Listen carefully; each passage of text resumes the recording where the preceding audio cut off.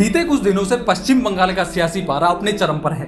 एक तरफ जहां शिक्षक भर्ती घोटाले ने ममता सरकार को कटघरे में ला खड़ा किया है, तो वहीं दूसरी तरफ बीजेपी ने प्रदेश में सरकार बनाने का दावा ठोक दिया है। अभिनेता से नेता बने मिथुन चक्रवर्ती ने दावा किया कि टीएमसी के 38 विधायक बीजेपी के संपर्क में हैं। अगले कुछ दिनों में बीजेपी देश के 4 और राज्यों में अपनी सरकार बनाने जा रही है। उनके इस बयान के बाद सियासी गलियारों में हड़कंप मचा हुआ है, खास तौर पर टीएमसी में। इतने लोग अगर प्यार करते हैं आपसे और लोगों के प्यार से आप इधर आए हैं, तो आप लोग डरते क्यों हैं? प्यार का बम तो परमाणु बोमा से ज्यादा बड़ा है। आप लोग क्यों डरते हैं? क्यों डराते हैं इलेक्शन में? कि जबरदस्ती छीनी हुई चीज़ों को संभालना बहुत मुश्किल है। आपको मालूम है कि आपने जबरदस्ती इलेक्शन को जीता है।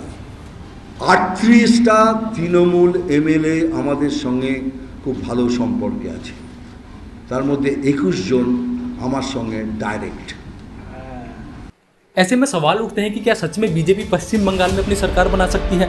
पश्चिम बंगाल के आंकड़े क्या इशारा करते हैं, आइए विस्तार में जानते हैं।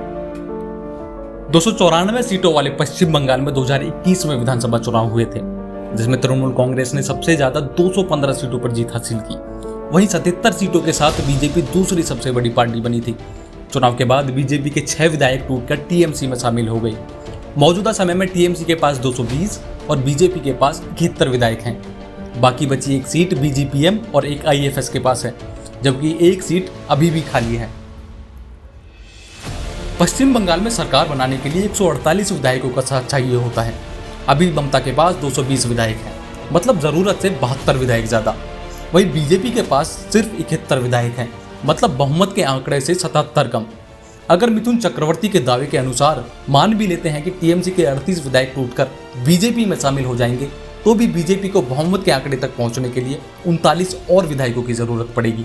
हालांकि ये इतना आसान नहीं होगा, क्योंकि बगावत करने वालों पर दल बदल कानून की तलवार लटक सकती है।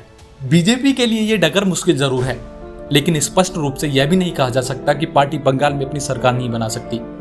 अगर बीजेपी महाराष्ट्र जैसी स्थिति बंगाल में बना देती है, तो उसे यहां भी सरकार बनाने में सफलता मिल सकती है।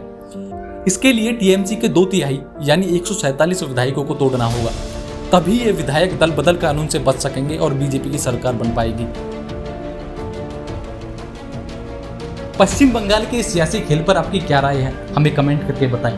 साथ ही वीडियो को लाइक कर चैनल को सब्सक्राइब करना ना भूलें।